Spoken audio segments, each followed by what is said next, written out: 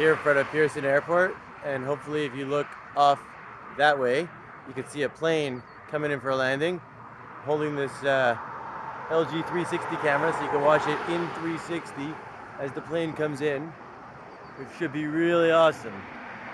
Getting closer, should pass right over top of us to Pearson Airport, right behind us.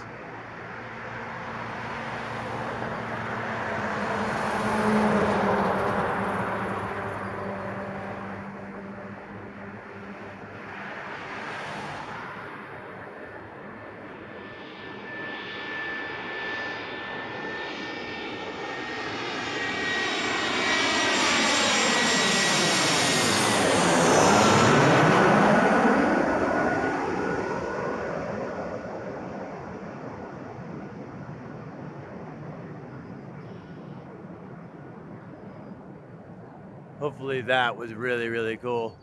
I can't wait to see that on my computer.